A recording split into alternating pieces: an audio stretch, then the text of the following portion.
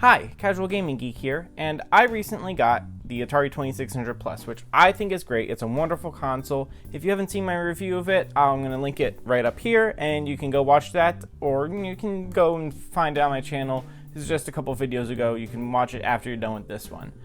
But in celebration of having this wonderful console that lets me actually enjoy my Atari 2600 games, I decided I was going to go through and pick and showcase the top 5 my personal top 5 favorite Atari 2600 games that I have in my collection.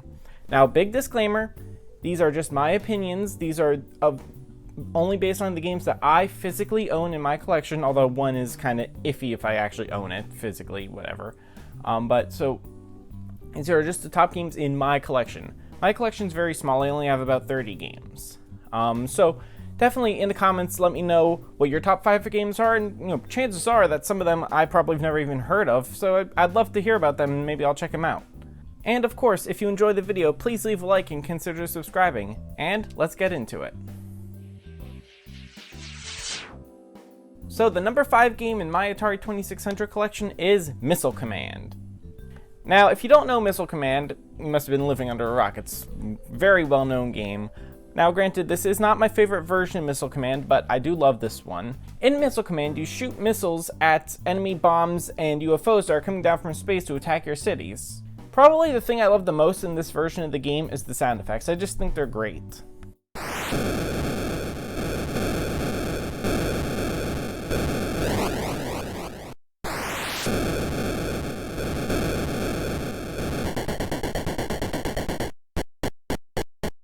Now, I'm not great at this game at all. In fact, I'm actually kind of bad at it. It's fun to compete with my family for the high score, and it's a game we all enjoy, and that's why it's one of my top games.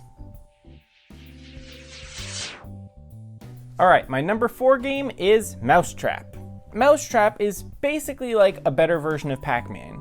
Now, as everybody knows, the Atari 2600 version of Pac-Man is pretty terrible. I have it, I don't like playing it.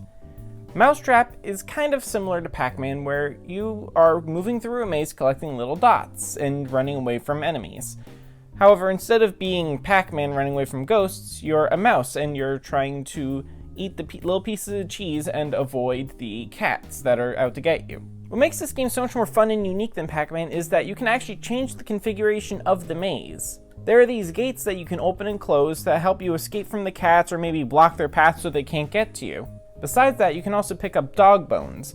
With these bones, you can actually transform the mouse into a dog, which I never understood. I don't understand why a mouse can turn into a dog, but whatever. When you turn into a dog, you can actually eat the cats and send them home, similar to how Pac-Man can eat the ghosts and send them back to their home. Really, it's just such a fun game, and I can sit there and play this for hours and not get bored. Alright, my number 3 game is Worm War 1. Worm War 1 is a vertical shooter published by Fox, which I still think is weird because I never actually knew that Fox published games before I found this. In this game, you're driving a tank and slowly scrolling up the field, and as you go, you gotta shoot at these giant worms that are crawling back and forth across the screen. Now, as you play, you slowly are running out of fuel for your tank, and the faster you move, the more quickly you run out of fuel. However, there are fuel depots you can drive through on the way to extend your playtime. Or if you choose, you can actually shoot the fuel depots and it'll explode and destroy everything on the screen. Now, I for one am not really a huge shooter fan, especially vertical shooters like this. I'm not usually a huge fan of this style game, but I don't know, there's something about this that I just love. It's just so much fun. Honestly, really, the only slight complaint I have about this is that the sound effects are a little bit annoying.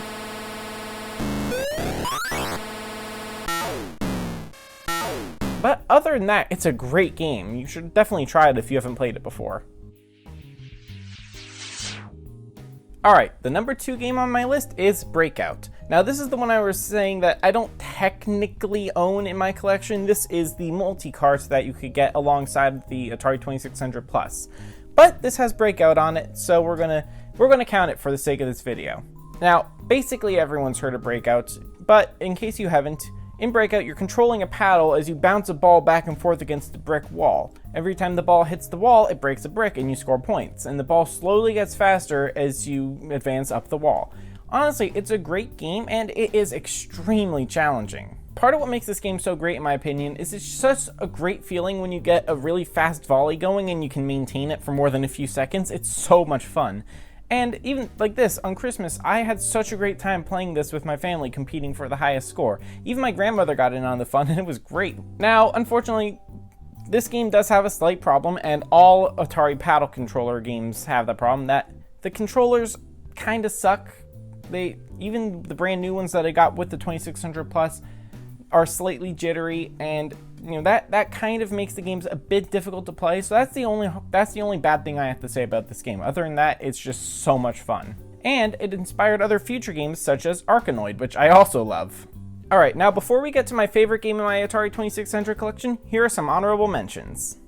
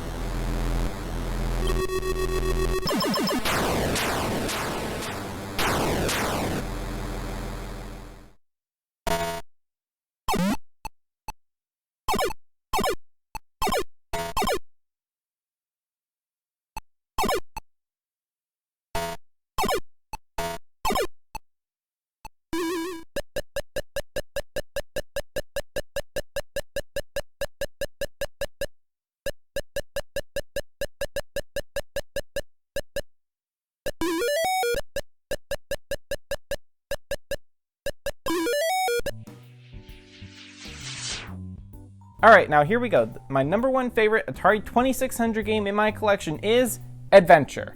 Now, I'm sure everybody knows Adventure. It's just such a well-known, great game.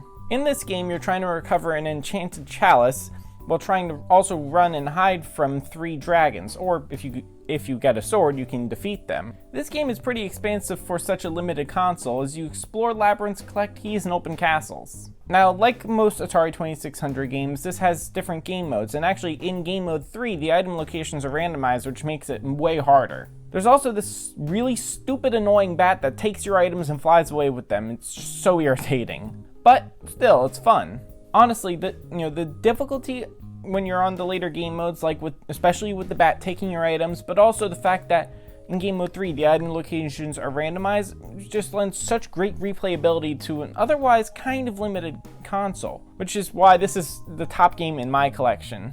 Thank you so much for watching. If you enjoyed the video, please leave a like and consider subscribing. Of course, please let me know what your top games are for this console. Now, again, my collection is pretty small. It's only about 30 games. And I am sure there's a lot of great games that I've never even heard of. I didn't grow up in the 70s, so I didn't know most of these games existed. Like Worm War 1, I had never even heard of it before I bought my original Atari, and I'm just lucky that the console came with it, because it's one of my favorite games. So of course, please let me know down in the comments what games I should definitely check out from your top 5 list. Well, until next time, so long.